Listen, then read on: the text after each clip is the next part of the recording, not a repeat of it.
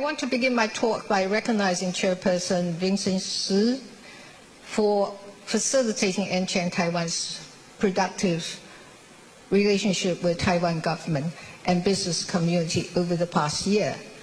Under Mr. Shi's leadership, we kept having record numbers of government officials and members of business community attending this dinner.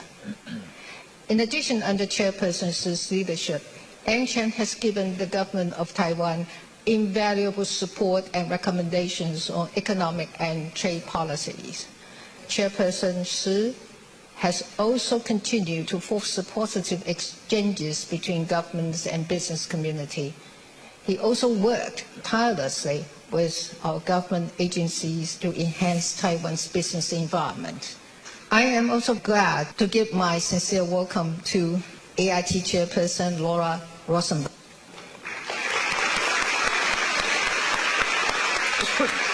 I want to take this opportunity to thank Laura again for your assistance and company during my transit through the United States.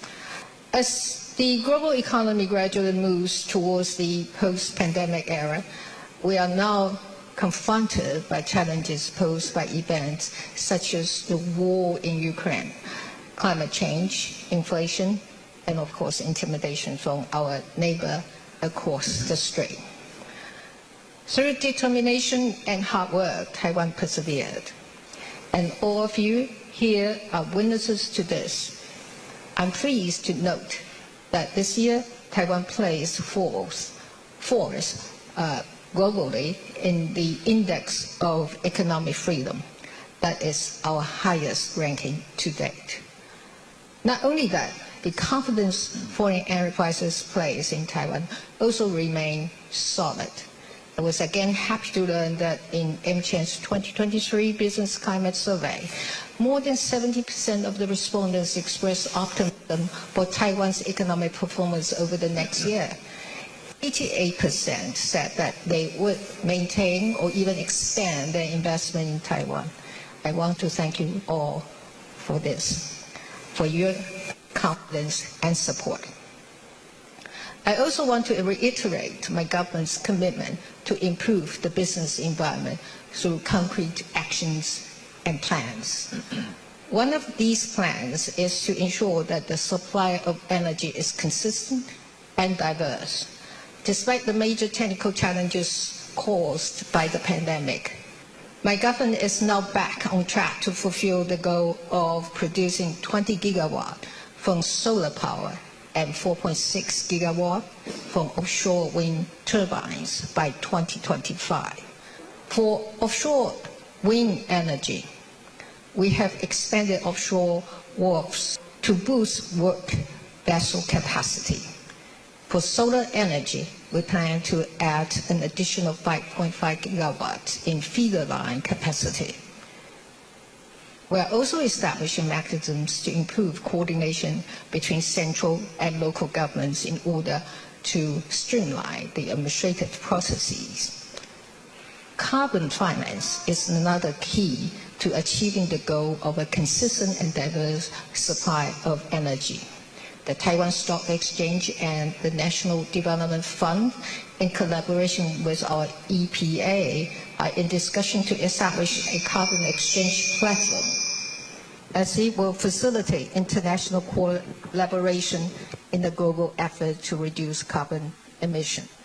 I am pleased to learn from your survey that, in line with Taiwan's goal of achieving net zero carbon emission by 2050, 56% of your companies have formally committed to achieving net zero or have a similar target. My government is also developing a mechanism to improve and monitor regulations and policies to ensure that they are friendly enough for foreign investment to come and to stay in Taiwan.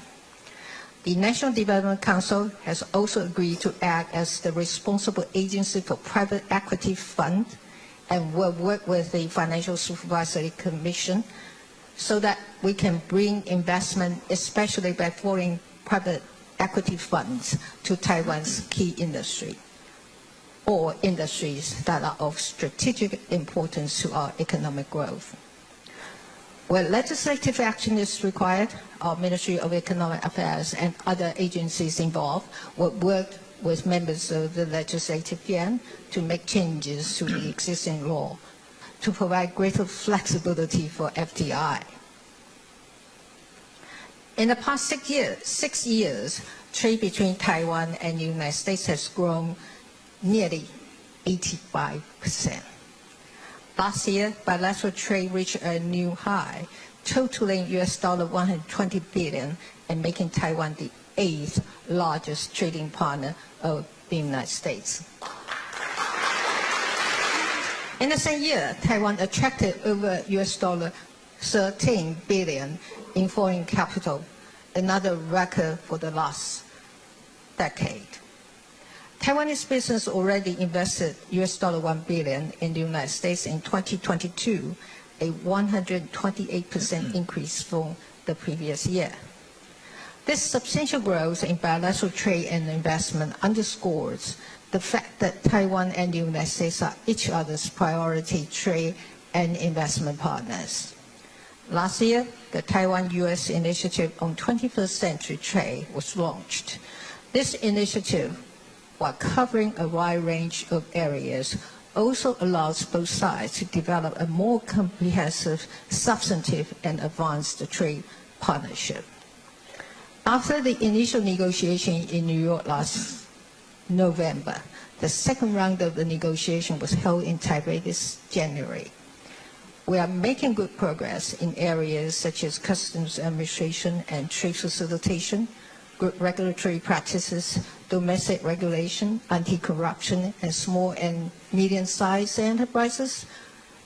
Both sides also agreed to keep communications open through online meetings to complete the negotiation at the earliest possibility. Our next move then will be exploring the possibility of a free trade agreement with the United States. In this regard, I want to extend our appreciation to AmCham Taiwan for your staunch support for a Taiwan-US FTA. I want to close my talk by assuring you that Taiwan will not waver in our commitment to improving and maintaining a robust business environment. And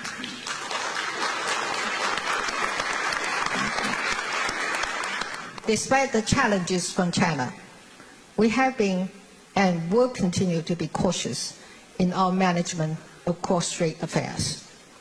Will not be the provocateur, and we will work with our democratic partners to ensure peace and stability in the Indo-Pacific, and in particular across the Taiwan Strait.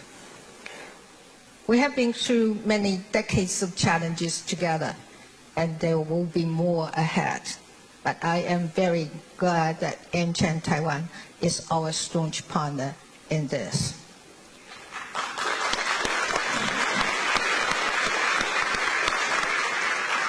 It is great to be here again. Thank you very much for your invitation.